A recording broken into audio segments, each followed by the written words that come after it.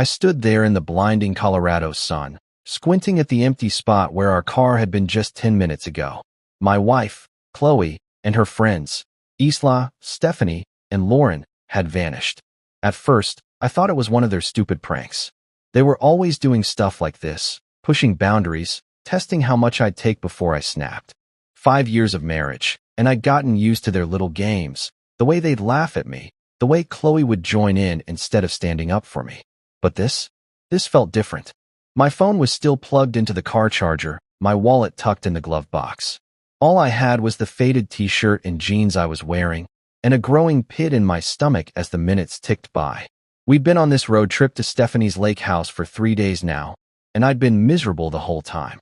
Chloe had begged me to come, said it'd be a chance to bond with her crew. I wasn't big on the idea. Her friends always treated me like an outsider, tossing out jabs and inside jokes I wasn't part of, but I went anyway, because I loved her. Or at least, I thought I did. The gas station was in the middle of nowhere, just a dusty little stop off the highway with a flickering sign and a single pump. I'd gone inside to use the bathroom, figuring they'd wait. They always waited. Except this time, they didn't. An hour passed. I paced the cracked pavement, kicking pebbles, telling myself they'd come back any second, tires crunching gravel, Chloe's voice calling out, "Gotcha." But the road stayed quiet. 2 hours in, sweat was dripping down my neck, and my throat was dry. I kept replaying the last few days in my head. The way Stephanie smirked when she accidentally spilled coffee on my lap. How Lauren whispered something to Chloe that made her giggle while glancing at me. How Isla just watched it all with that smug little grin. I should have seen it coming. They'd been building up to something, and I'd been too dumb to notice. A truck pulled up, its engine rumbling loud enough to shake me out of my thoughts. The driver, a big guy with a gray beard and a stained ball cap, leaned out the window. "You okay, buddy?" Been standing there a while. His voice was rough but kind, and it hit me like a punch. I wasn't okay. They weren't coming back. Chloe wasn't coming back. I swallowed hard, trying to keep my voice steady. "Yeah, my ride left me. You think you could help?" He nodded, like it wasn't the first time he'd seen someone stranded out here. "Hop in."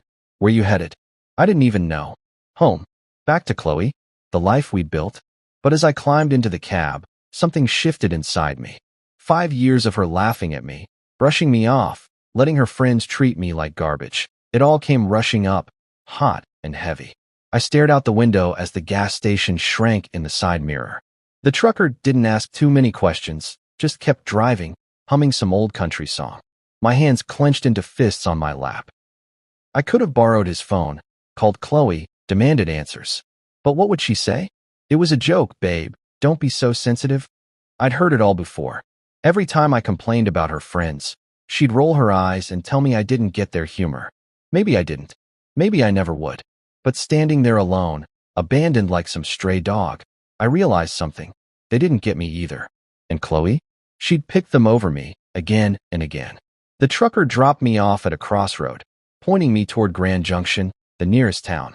"Good luck, man," he said, tipping his cap. I nodded, my throat tight, and started walking. My shoes scuffed the dirt, the sun beating down on my head. No phone, no money, no plan, just me and the open road. Part of me wanted to turn back, to beg someone at the gas station to call her, to fix this. But another part, a louder part, kept pushing me forward. I was done being the punchline, done being the guy they laughed at. Chloe and her friends thought they'd won, thought they'd broken me. But as I trudged toward Grand Junction, a strange calm settled over me. They hadn't broken me. They'd set me free. I didn't know what was waiting for me in that town. I didn't know how I'd eat, where I'd sleep, or how I'd get by with nothing. But for the first time in years, I wasn't scared of what Chloe would think. I wasn't worried about her friend's next move. I was alone, yeah, but I wasn't helpless. The road stretched out ahead, endless and empty, and I kept walking. They'd left me behind, but maybe that was the best thing they could have done. Maybe this was my chance to figure out who I was without her, without them. By the time the sun started dipping low, turning the sky orange, I'd made up my mind. I wasn't going back. Not to Chloe, not to that life. Whatever came next, it was mine to build. I stood at that dusty crossroad where the trucker dropped me off, the Colorado wind kicking up little swirls of dirt around my feet. Grand Junction was somewhere ahead, but I didn't have a map, a phone, or a dime to my name. Just the clothes on my back and a head full of spinning thoughts. Chloe and her friends had left me high and dry, and part of me still wanted to find a way to call her, to hear her voice, to demand she turn the car around. But then I remembered how she'd laughed when Stephanie accidentally knocked my beer over at the lake house, how she'd shrugged when I asked her to stick up for me. 5 years of that. 5 years of feeling like a guest in my own marriage. No, I wasn't calling her. Not this time. I started walking toward town, my sneakers crunching on the gravel. The sun was still high, baking the ground, and sweat soaked through my shirt. I didn't know how far Grand Junction was. Miles, probably, but I didn't care. Every step felt like a choice, like I was leaving her behind one footprint at a time. My mind kept drifting back to the gas station, to the moment I stepped out of that grimy bathroom and saw nothing but empty pavement. They'd planned it, hadn't they? Chloe, Stephanie, Isla, Lauren, all giggling in the car as they peeled out, thinking it'd be hilarious to ditch me. I could almost hear Chloe saying, "He'll figure it out, he always does." Well, I was figuring it out now, just not the way she expected. A pickup truck rumbled by, and I stuck out my thumb, hoping for a lift. The driver, a guy with a scruffy beard and a faded flannel shirt, slowed down and leaned out the window. "Need a ride?" he asked, eyeing me like he wasn't sure if I was trouble. "Yeah, heading to Grand Junction," I said, keeping my voice steady. He nodded. "Hop in. I'm going that way."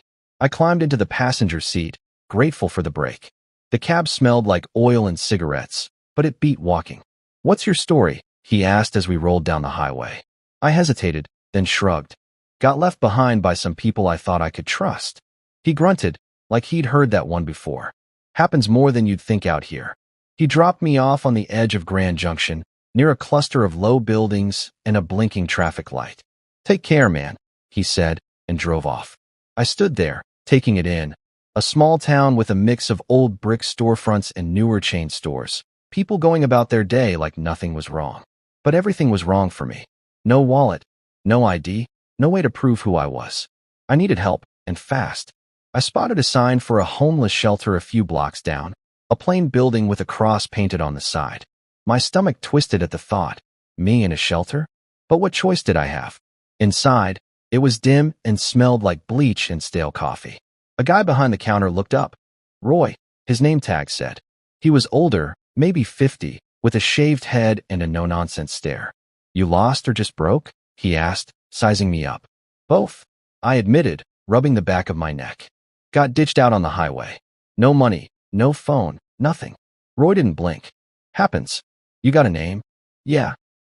Mike," I said, figuring it was easier to stick to the truth for now. He handed me a clipboard with a form. "Fill this out. We'll get you a bed for the night. Tomorrow, we'll figure out the rest." That night, I lay on a cot in a room full of snoring strangers, staring at the ceiling. My mind wouldn't shut off. Chloe's face kept popping up, her voice, her laugh. I wanted to hate her, but part of me still ached for her to show up, to say it was all a mistake. But Roy's words stuck with me. "Tomorrow, we'll figure out the rest." He didn't mess around. The next morning, he sat me down with a cup of weak coffee and a plan. "You need ID to do anything. Job, bank, whatever. Takes time, but we'll start the process. Meantime, you need cash." I nodded, feeling useless. "Know anywhere hiring?" I asked. Roy smirked. "There's a diner down the street. Owner's a tough old broad named Jacqueline. Tell her I sent you." The diner was a squat little place called Jackie's, with red vinyl booths and a jukebox in the corner. Jacqueline was behind the counter, a wiry woman in her 60s with tattoos snaking up her arms and a voice like gravel. "Roy says you need work," she said, not even looking up from wiping the counter. "Yeah, I do," I replied, shifting on my feet. "Anything you got." She squinted at me, like she was trying to see through me. "Dishwasher quit yesterday. Pays crap. Hours are long. You steal from me, you're dead. Start now." I blinked, caught off guard, but nodded. "Okay, I'm in." She tossed me an apron, and just like that, I was scrubbing plates in the back, hot water soaking my hands. It wasn't much, but it was something mine. No Chloe, no friends laughing at me, just me and a stack of greasy dishes. Roy checked in later that week, helped me file for a replacement ID. "You're doing all right, Mike," he said, clapping me on the shoulder. I wasn't so sure, but I kept going. The shelter became my home, Jacqueline's diner my lifeline. I didn't call Chloe, didn't even try. Every night, I fell asleep exhausted, but it was a good kind of tired. I was starting over, from nothing, and it felt like maybe, just maybe, I could make it work. I woke up on that cot in the shelter every morning with the same ache in my back, the same buzz of snores and coughs from the other guys around me. It had been a couple of weeks since Chloe and her friends ditched me at that gas station, and I was still getting used to this new life. Scrubbing dishes at Jacqueline's diner, sleeping on a borrowed bed, wearing clothes from a donation bin. My hands were raw from the hot water and soap, but I didn't mind. It kept me busy, kept my mind off her. Roy had been a rock, helping me navigate the mess of getting a replacement ID. Takes time, he'd said, handing me a stack of forms. But you'll get there. I nodded, grateful for his gruff kindness, and kept pushing forward. The diner was my world now. Jacqueline didn't mess around. She'd bark orders from the counter, her sharp eyes catching every mistake. Move faster, Mike, we ain't got all day, she'd yell, but there was no real venom in it. I worked double shifts whenever I could, piling up cash in a little envelope I stashed under my cot. My first paycheck wasn't much, but it was enough to buy a cheap prepaid phone from the gas station down the street. I held it in my hands, the plastic still shiny, and felt a rush of something like pride. It wasn't fancy, but it was mine, bought with my own money, not Chloe's, not anyone else's. I didn't need her anymore. Then the call started. I'd only had the phone a day when it buzzed in my pocket while I was elbow deep in suds. I wiped my hands on my apron and pulled it out. Chloe's number flashed on the screen. My stomach dropped. I let it ring, watching it like it might bite me, until it went to voicemail. A minute later, the notification popped up. I shouldn't have listened, but I did. Her voice came through, soft and shaky, like she'd been practicing what to say. Mike, where are you? We waited for you. It was just a joke. We're so worried. Please call me back. I stood there, staring at the sink, the water still running. Worried? They'd left me in the middle of nowhere with nothing. If they'd waited, they'd have come back by now. The phone buzzed again, Stephanie this time. I hit play on her voicemail, and her tone was totally different, all smug and casual. Come on, dude. You have to admit, it was hilarious. Call us back, all right. Hilarious. I clenched the phone so hard my knuckles went white. That's what I was to them. A punchline. A story to laugh about over drinks at the lake house. More calls came after that. A flood of them. Chloe again. Then Lauren. Then Stephanie, piling up with texts and voicemails. We miss you. Where'd you go? This isn't funny anymore. I scrolled through them all, my chest tight, my head spinning. Chloe's words kept echoing. Fake concern, fake tears. She didn't care. None of them did. I sat on my cot that night, the shelter quiet except for the creak of springs and the hum of the heater. The phone glowed in my hand, their messages lighting up the screen. I listened to Chloe's first one again, then Stephanie's, then one from Lauren that was just her giggling before it cut off. My thumb hovered over the call button. Part of me wanted to dial Chloe, to scream at her, to ask why she'd done this. But what would it change? She'd just laugh it off, or cry and make me feel guilty, like she always did. I'd spent years swallowing their crap, smiling through it because I thought that's what a good husband did. Not anymore. I went through the list. Chloe, Stephanie, Isla, Lauren, and blocked every single one. My fingers shook a little as I did it, but once it was done, the phone went silent. No more buzzing, no more lies. I leaned back against the wall, letting out a breath I didn't know I'd been holding. It felt like cutting a rope I'd been tangled in for years. They couldn't reach me now. They didn't get to decide how this ended. I did. The next day, I went back to the diner like nothing had happened, plunging my hands into the dishwater, letting the heat burn away the last of their voices in my head. Jacqueline noticed something was off, though. You're quiet today, she said, tossing me a rag to wipe down the counter. Trouble. I shrugged, not wanting to get into it. Just sorting some stuff out. She snorted. Long as it don't mess with my kitchen, sort of way. I smirked at that. She didn't care about my drama, just the job. It was refreshing. Roy checked in later, handing me a paper with a case number for my ID. Coming along, he said. You holding up? I nodded. Yeah, better than I thought. He clapped me on the shoulder and left me to it. By the end of the week, I'd saved enough to buy a second-hand jacket from the shelter's donation pile. Nothing fancy, but it kept the chill off. I walked back to my cot each night, The prepaid phone silent in my pocket, and felt lighter. Chloe and her friends were gone, cut out like a bad habit. I didn't need their apologies or their excuses. I had work, a bed, a plan, small things, but they were mine. The ache was still there, sure, the sting of betrayal, but it was fading. Every dish I scrubbed, every dollar I tucked away, I was building something new, something they couldn't touch. And for the first time in a long time, I fell asleep without dreaming of her. I'd been at the diner for months now, and things were starting to feel steady. Not perfect, but steady. The shelter was still my home, but I'd saved enough to move into a tiny studio above a laundromat in Grand Junction. It wasn't much, just a single room with a lumpy mattress, a hot plate, and a bathroom so small I could barely turn around in it. But it was mine. No more cots, no more snoring strangers, just a key in my pocket and a door I could lock. Jacqueline had seen me busting my tail at the diner and bumped me up to prep cook, which meant more hours and a little more cash. I'd chop onions and peel potatoes in the back, the rhythm of the knife keeping my hands busy and my mind quiet. It was hard work, but it felt good, like I was earning something real. The nights were still tough, though.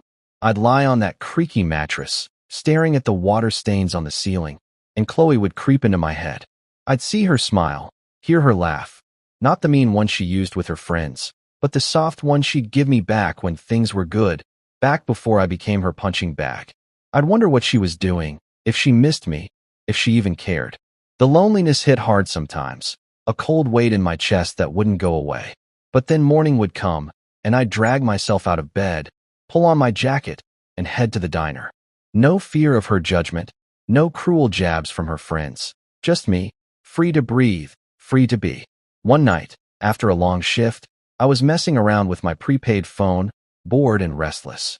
I kept it simple, no contacts, no ties to the past, but curiosity got the better of me. I made a fake social media account, just a random name and no picture, and looked her up. Chloe's profile popped up, still public, still full of her perfect little life. There were pictures from the lake house trip, her and Stephanie posing by the water, Isla grinning with a drink in her hand. Then I saw it, a post about me. It was a photo of us from years ago, smiling at some picnic, and her caption hit me like a slap. Missing my love. I pray he finds his way back to me. I stared at it, my thumb frozen on the screen. Missing me? She hadn't even gone back for me. She'd driven off and left me to rot. I almost laughed, right there in that dingy apartment, the sound bouncing off the bare walls.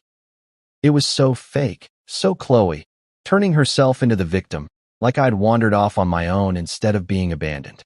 I scrolled through the comments, Stephanie saying, "He'll turn up, don't worry." Lauren chiming in with, "Sending you hugs." And my stomach turned. They were all in on it, playing this game like I was the bad guy. I clicked off the phone and tossed it onto the mattress, running my hands through my hair. She hadn't changed. None of them had. But I had. I wasn't the guy in that picnic photo anymore, the one who'd grin and take it while they tore me down. I was someone else now, someone they didn't know. The next day at the diner, I was quieter than usual, still chewing on what I'd seen. Jacqueline noticed, of course, she always did. "You look like someone kicked your dog," she said, sliding a plate of fries my way during a slow moment. I shrugged, picking at the food. "Just thinking too much." She raised an eyebrow, her tattooed arms crossed. "About what? That ex of yours?" I froze, surprised she'd guessed it. I'd never told her the whole story, just bits and pieces. "Yeah," I admitted. "Saw something online. She's acting like she's the one who got hurt." Jacqueline snorted, loud and sharp. "Sounds like a real piece of work. Good riddance, kid." I nodded, managing a small smile. She was right. Good riddance. Work kept me grounded. I'd dice vegetables, flip burgers when the cook needed a hand, wipe down counters, anything to keep moving. The diner had its regulars, folks who'd nod at me or leave a couple bucks on the table, and that felt good, like I was part of something. My hands were calloused now, my arms stronger from hauling crates and scrubbing pans. I'd catch my reflection in the diner's glass doors sometimes, tired eyes, messy hair, but a guy who was making it, one day at a time. Chloe's post faded from my mind, replaced by the clatter of plates and Jacqueline's gruff voice calling out orders. I stopped checking her social media after that. Didn't need to. Whatever she was saying, whatever story she was spinning, it didn't matter. I had my studio, my job, my life, Small, sure, but growing. The loneliness still came around, especially on quiet nights when the laundromat downstairs hummed and rattled, but it wasn't as sharp anymore. I'd wake up to the smell of detergent drifting through the floorboards, pull on my boots, and head out into the cold morning air. No one was waiting to mock me. No one was rolling their eyes at my every word. I could just be Mike, plain, simple Mike, and that was enough. For the first time in years, I felt like I was standing on solid ground, not sinking in quicksand. Freedom wasn't loud or flashy. It was this, my key, my paycheck, my choice. And I wasn't giving it back. I'd been living above the laundromat for a while now, settling into a routine that felt like mine. Work at the diner, save my cash, sleep in my own space. The days blended together, but they were good days, steady ones. Then she walked in, Sienna. She started coming to Jacqueline's diner twice a week, always in the same booth by the window, always with a stack of textbooks and a pen in her hand. She was a med student, I figured, from the way she'd mutter medical terms under her breath while scribbling notes. Her order never changed: Denver omelet, no tomatoes, extra coffee, and she'd barely look up when I brought it over. I'd watch her sometimes, amused at how she'd get so lost in her studying that her fork would hover halfway to her mouth for a full minute before she noticed. I don't know why I started messing with her. Maybe I was bored. Maybe I just wanted to see if she'd crack a smile. I'd swap out my name tag with random names I'd make up, Bob one day, Steve the next, Carl after that, just to see if she'd catch it. She didn't at first, too buried in her books, but one morning, I walked over with Rusty pinned to my shirt, and she finally looked up. Her eyes narrowed, flicking to the tag, then back to my face. "Your name tag is wrong," she said, her voice quiet but firm, like she was diagnosing me. I grinned, caught off guard. "Is it?" I shot back, even though it was. My real name was Mike, and she'd never asked. She smirked, just a little, and went back to her notes. That was it, our first real moment, and it stuck with me. Work kept me busy, but Sienna became the highlight of my week. She'd show up, order her usual, and I'd find excuses to swing by her table, refill her coffee, clear her plate, ask if she needed anything. She'd nod or mumble a thanks, but that smirk stayed in my head, like a challenge. One day, she came in looking frazzled, her hair messy, her books heavier than usual. "Rough night?" I asked, setting her coffee down. She sighed, rubbing her eyes. "Exams. I haven't slept in 2 days." I nodded, not pushing it, but I slipped an extra hash brown onto her plate when she wasn't looking. She noticed, glanced up at me, and said, "You're sneaky." I just shrugged. "Gotta keep you awake somehow." Our first date wasn't even planned. She came in one evening, all dressed up, jeans and a nice top, not her usual sweatshirt, and told me her friends had bailed on a reservation at some fancy pizza place across town. "I'm not wasting it," she said, half to herself, then looked at me. "You free?" I was wiping down the counter, my shift almost over, and Jacqueline was in earshot. "Go on, kid," she barked, waving me off. "You're no use to me moping around." So I went. We split a pepperoni pizza and a pitcher of soda, and she laughed, really laughed, when I told her about the name tag thing. "I knew it wasn't Rusty," she said, her eyes bright. "You're not that old." We talked all night, about her med school stress, my diner gig, dumb stuff like favorite movies. It was easy, natural, like we'd known each other forever. 6 months later, she moved into my little studio. It was cramped. Her books took up half the space, and we'd trip over each other making dinner on that tiny hot plate, but I didn't care. She'd study late, her lamp glowing while I slept, and I'd wake up to her muttering anatomy terms in her sleep. It was weirdly comforting. A year after that, we got a bigger place together, a real apartment with a kitchen and a couch that didn't smell like bleach. Sienna was different from Chloe. She didn't mock me, didn't make me feel small. When I'd doubt myself, she'd just say, "You've got this." And somehow, I'd believe her. We'd cook together, watch old TV shows, argue over who left the dishes in the sink. It was simple, but it was ours. Meanwhile, Chloe wouldn't let go. She'd started emailing me, found my address somehow, probably from an old bill or something. The first one came a few weeks after Sienna moved in, popping up on my phone while I was chopping peppers at the diner. "Mike, I just want to know you're okay," it read. "I miss you." "We all do." I stared at it, my knife hovering over the cutting board. "Miss me?" She'd left me at a gas station with nothing, laughed about it with her friends, and now she missed me? I deleted it without replying. More came after that, some short, some long, all dripping with that fake sweetness she'd mastered. I messed up, I know. Please talk to me. I saw your grandma. She's worried. I'd read them, feel that old ache in my chest, then hit delete. Sienna caught me once, frowning at my phone. Who's that? She asked. Nobody, I said, and she didn't push. She didn't need to. I wasn't going back. Life with Sienna was good, better than I'd thought I deserved. The diner was humming, my hands were steady, and Chloe's emails were just noise I could tune out. I'd built something new, something solid, and every day with Sienna proved it. She'd tease me about my cooking, I'd laugh at her terrible singing, and we'd fall asleep tangled up on that secondhand couch. Chloe could write all she wanted. I didn't know her a damn thing. My world was here now, with Sienna, and I wasn't letting go. I stood in the kitchen of Jacqueline's diner, flipping a burger on the grill, the sizzle filling the air as grease popped against my apron. Things had been good. Better than good, really. Sienna and I were settled in our new apartment, a step up from the cramped studio above the laundromat. It had a real bedroom, a stove that didn't smoke, and a window that let in actual sunlight. Life felt solid, like I'd finally climbed out of the hole Chloe and her friends had left me in. Work was steady too. I'd been at the diner long enough that Jacqueline trusted me with more than just dishes and prep. She'd started leaning on me, barking less and nodding more when I got things done right. That day, though, she called me over to the counter during a slow stretch, her sharp eyes locked on me like she had something big to say. Mike, she said, wiping her hands on a rag, you're not half bad at this. I smirked, thinking she was joking, but her face stayed serious. I'm opening a second spot across town, smaller joint, but mine. Need someone to run it. You in? I froze, spatula in hand, the burger sizzling behind me. Me? Run a diner? I'd gone from scrubbing plates to cooking, sure, but managing a whole place?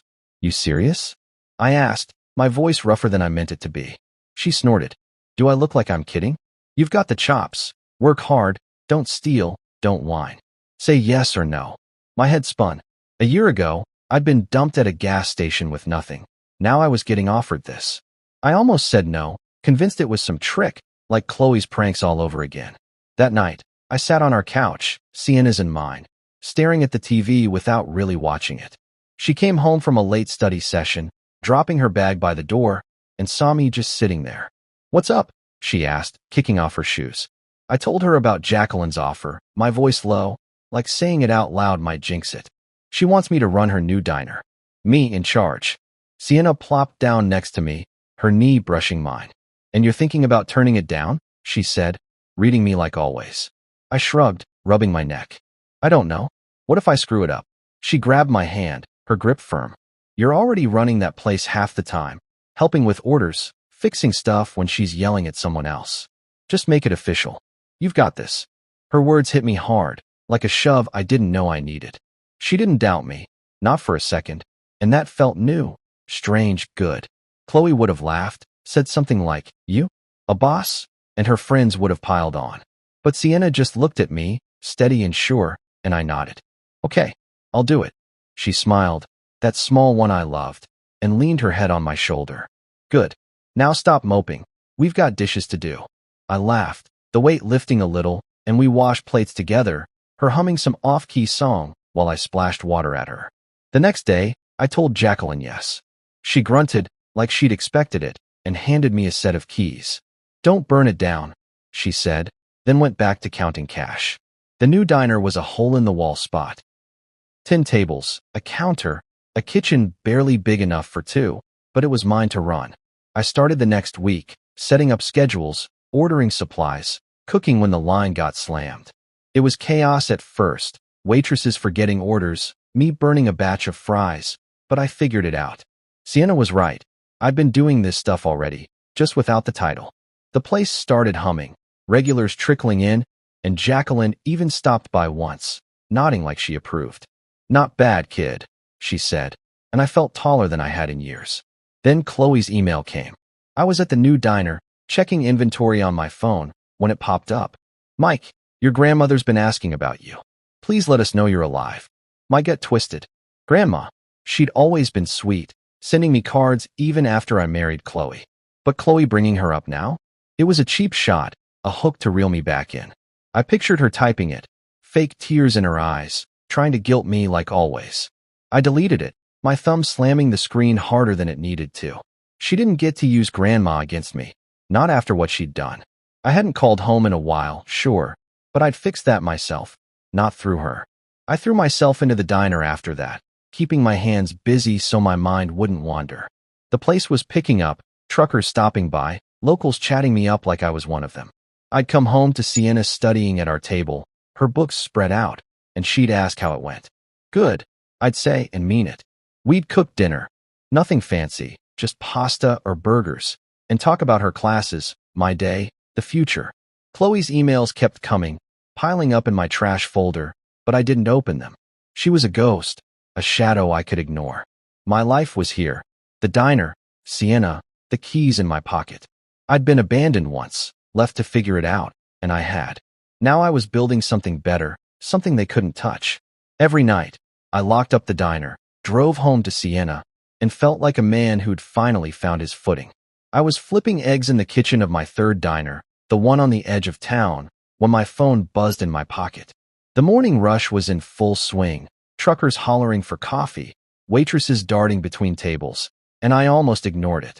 15 years had turned me into a different man. Sienna and I were married, 2 kids tearing up our house, 3 diner locations keeping me busy. Life was good, loud, full. Nothing like the empty shell I'd been when Chloe left me at that gas station. I wiped my hands on my apron, pulled out my phone, and saw it. A LinkedIn notification. Someone viewed your profile 27 times today. My stomach did a little flip. I didn't use LinkedIn much, just a basic page with my name, the diners, a blurry photo Sienna made me take. But 27 times? That wasn't normal. I tapped it open, the grill hissing behind me, and there she was, Chloe. Her name hit me like a cold splash of water, right there on the screen, tied to some company I didn't care about. 27 views in one day. She'd been digging through my life, over and over. I set the phone down, my hands gripping the counter, trying to steady myself. 15 years, and she was back, creeping in like a shadow I thought I'd shaken off. I flipped the eggs, barely watching, my mind racing. What did she want? Why now? I'd blocked her emails years ago, ignored her guilt trips, built a whole world without her. But here she was, poking around, silent but loud in my head. The diner smelled like bacon and syrup, the clatter of plates keeping me grounded. I plated the eggs, handed them off to a waitress, and tried to focus. Coffee needed refilling, hash browns were burning, but Chloe's name stuck with me. I pictured her sitting somewhere, clicking my profile, seeing the diners, maybe even the old job at Jacqueline's I'd listed. Did she know about Sienna? The kids? I hadn't posted much, just enough to look legit, but 27 views meant she was looking hard. I wiped my forehead, sweat mixing with the heat, and grabbed my phone again. Her profile stared back. Chloe, older now, hair cut short, a tight smile in her picture. Consultant, it said. I didn't read more. Didn't want to. I stepped into the back, a tiny storeroom with shelves of flour and canned goods, and leaned against the wall. My heart was thumping too fast, like I'd run a mile. 15 years, 2 kids, a wife, a business, and she could still rattle me. I hated that. I'd worked so hard to bury her, to forget the gas station, the laughter, the way she'd made me feel like nothing. Now she was back, not even saying anything, just watching. Was she jealous? Mad? Desperate? I ran my hands through my hair, pacing the cramped space. Part of me wanted to message her, "What's your deal?" But I stopped myself. That's what she'd want. Me reaching out, giving her a crack to slip through. I went back to the grill, threw myself into the rush, cooking, pouring, wiping down tables when the waitresses got swamped. The regulars nodded at me. Some guy asked for extra ketchup, and I kept moving, kept my hands busy. But she was there, in the back of my mind, those 27 views like an itch I couldn't scratch. I didn't tell Sienna when I got home that night. She was on the couch, folding laundry, the kids upstairs yelling about some game. Busy day? She asked, glancing up. Yeah, I said, forcing a smile, kissing her forehead. Same old.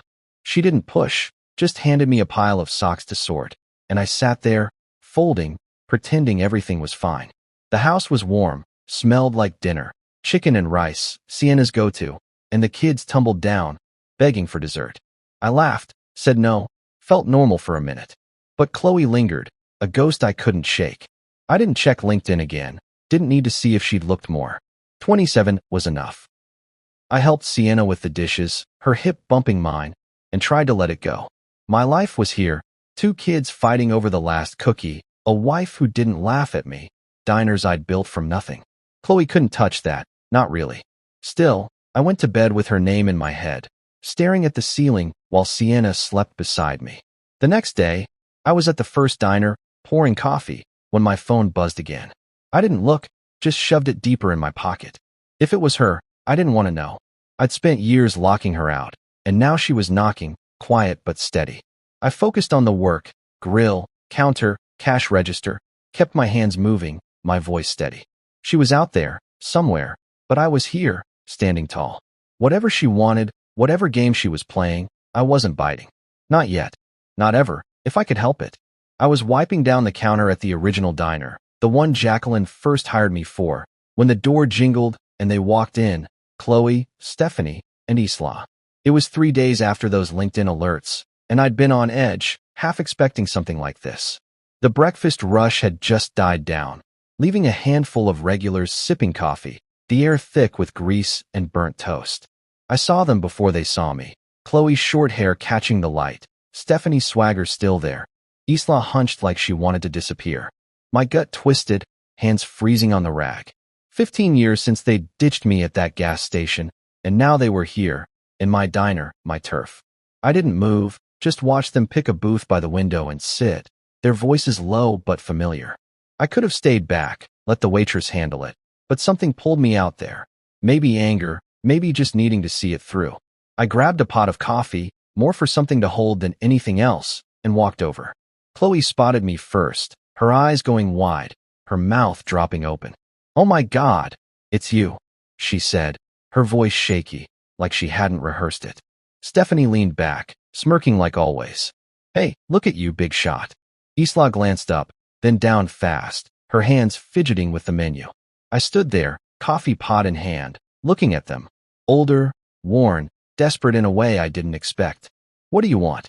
I asked, keeping it short, my voice harder than I felt. Chloe shifted, leaning forward, her fingers twisting together. "Mike, can we talk? Please." I didn't sit, didn't soften. "I'm working." "Talk." She swallowed, glancing at Stephanie for backup, then started. We need your help." It spilled out. Her life had crashed. Her artsy little business went under. Her marriage, some guy I didn't know, fell apart, and she was broke, begging now. Stephanie jumped in, casual like it was no big deal. "You're doing all right? 3 diners? We just need a hand, for old times." Isla nodded, barely audible. "Just a little help." I listened, letting it sink in. Chloe's sob story, Stephanie's charm, Isla's guilt. They'd planned this, tracked me down, thought I'd roll over. I stood there, coffee pot still hot in my grip, watching them squirm. Chloe's eyes got wet, Stephanie's smirk twitched, Isla shredded the edge of her menu. I remembered her LinkedIn stalking, 27 views, then showing up here, thinking I'd cave because I used to. "Wait here," I said, turning away. I walked to the office, a cramped box with a desk and a stack of receipts, my boots heavy on the floor. They wanted money. After leaving me with nothing, laughing about it, they thought I'd just hand it over. I sat down, the chair creaking, and stared at the wall.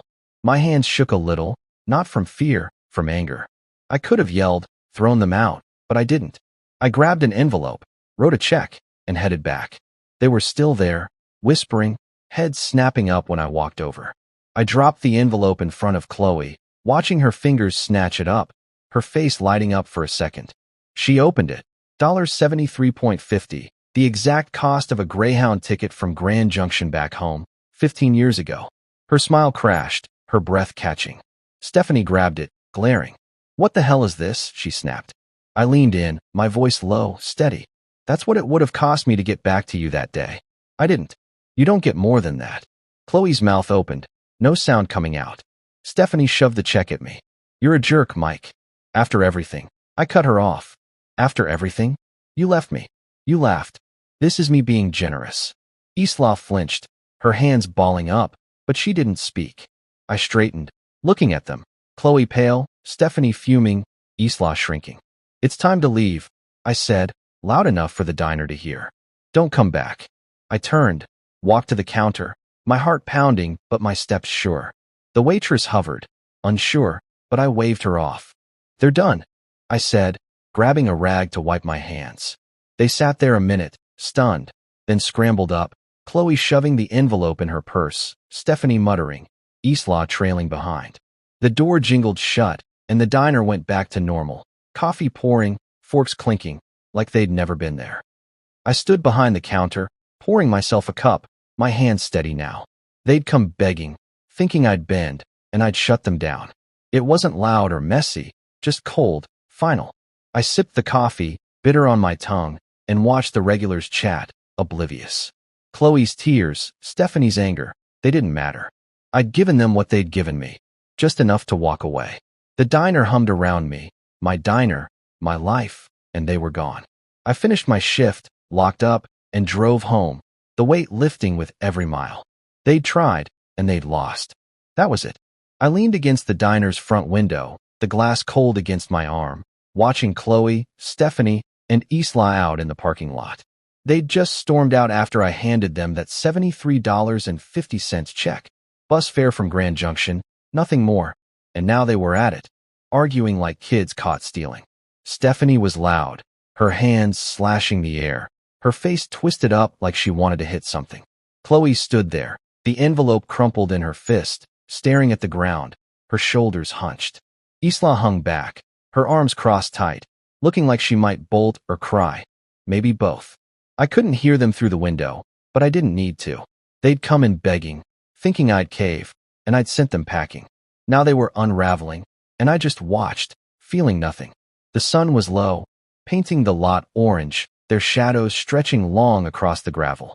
Stephanie jabbed a finger at Chloe, her mouth moving fast, probably blaming her for dragging them here, for screwing it up. Chloe shook her head, slow and tired, then shoved the check into her purse like it was trash. Isla shifted, glancing at the diner, her eyes catching mine for a second before darting away. I didn't move, didn't blink, just stood there, my coffee mug cooling on the counter behind me. They could fight all day out there. It didn't touch me. I'd given them what they deserved, closed the book on 15 years of their garbage, and that was that. I turned away, grabbing the mug and taking a sip. Cold now, bitter, but I didn't care. The diner was quiet, just a couple of regulars lingering over pie, the jukebox humming some old tune. I wiped down the counter, slow and steady, letting the rag soak up the day. The waitresses buzzed around, clearing tables, shooting me quick looks but keeping their mouths shut. They knew something had happened. Those three walking in, me walking out with that envelope, but I didn't explain. "You good, Mike?" one asked, stacking plates. "Yeah," I said, short and sharp, and went back to wiping. I didn't want their questions, didn't want to drag it out. Chloe and her crew were gone, and I was done. Driving home, the truck's engine growled under me, the road dark except for my headlights cutting through. My hands gripped the wheel, my mind stuck on that scene. Chloe's face when she saw the check, Stephanie's snarl, Isla's silence. It should have felt good, shutting them down, and it did, mostly. But there was this itch, a little nag I couldn't shake. They'd looked desperate, broken, Chloe especially, with her sob story about her life falling apart. 15 years ago, I'd have cared, run after them, tried to fix it. Now, I just watched them leave. The house came into view, lights on, Sienna's car in the drive, and I let out a breath. This was real, my family, my life, not them. I walked in, kicking my boots off by the door, the smell of leftover lasagna hitting me. Sienna was at the kitchen table, papers spread out, a pen in her hand, grading again, probably. The kids were upstairs, their voices muffled, likely in bed but not asleep. She looked up, her glasses low on her nose. "Hey," she said, soft, then tilted her head. "You okay?" I nodded, pulling out a chair and sitting across from her, my hands flat on the table. "They came by," I said, keeping it simple. Her eyebrows lifted, but she waited. Chloe, Stephanie, Isla asked for money. I gave them bus fare and told them to go. She set her pen down, leaning back, her eyes steady on mine. "Bus fare?" she asked, a little smile tugging her lips. I told her, $73.50, the exact cost to get back from Grand Junction all those years ago. How Chloe's face fell, how Stephanie snapped, how I walked away. Sienna listened, her hand resting on the table, calm like always. When I finished, she reached over, her fingers brushing mine. They can't take anything from you that you don't give them, she said, her voice firm, quiet. I looked at her, those words sinking in, and nodded. Yeah, I said, my throat tight. She squeezed my hand, then went back to her papers, leaving me sitting there, the weight lifting a little. She didn't need to say more. She got it, got me, and that was enough. We ate leftovers later, just the two of us, the kids finally quiet upstairs. I poked at the lasagna, my head still half in the parking lot, Stephanie yelling, Chloe staring, Isla shrinking. It didn't matter what they said out there, who they blamed. They'd come for a handout, and I'd given them a mirror instead. Sienna didn't ask more, just talked about the kids, our son's math test, our daughter's new obsession with drawing cats. I smiled, nodded, let her pull me back to now. After, we cleaned up, her hip bumping mine at the sink, and I felt steady again. That night, lying in bed, Sienna's breathing slow beside me, I stared at the ceiling. The house creaked, the kids shifting in their rooms, and I replayed it. Those three in my diner, then out in the lot, falling apart. They couldn't touch this, my family, my diners, me. I'd shut the door, locked it tight, and they were on the other side, where they belonged. The itch was still there, faint, but fading. Sienna was right. They got nothing I didn't give, and I'd given them the end. I closed my eyes, the days slipping away, and slept hard, done with their ghosts for good. I stood in the kitchen of our house, stirring a pot of chili on the stove, the smell of spices filling the air. It had been weeks since Chloe, Stephanie, and Isla walked into my diner, since I handed them that $73.50 check and watched them argue in the parking lot. I hadn't seen them since, not a call, not an email, not even a whisper on LinkedIn. They were gone, really gone this time, and I felt it, a quiet that settled deep, like a storm finally passing. Life rolled on. Sienna grading papers at the table, the kids chasing each other around the backyard, the diners humming with regulars. It was mine, all of it, and they couldn't touch it. I'd stopped looking over my shoulder, stopped waiting for the next knock. The chili bubbled, steam rising, and I tasted it. Needed more salt, maybe a kick of pepper. Sienna glanced up from her stack of tests, her glasses slipping down her nose. Smells good, she said, smiling that small smile I loved. Better be. I shot back, grinning, and she laughed, soft and easy. The kids burst in from outside, our son waving a muddy stick, our daughter yelling about a bug she'd found. Out, both of you, wash up. I barked, pointing to the sink, and they groaned but obeyed, splashing water everywhere. It was chaos, loud and messy, but it was ours. Chloe's face, those tears she'd tried to sell me, faded a little more every day, replaced by this. Work was good too.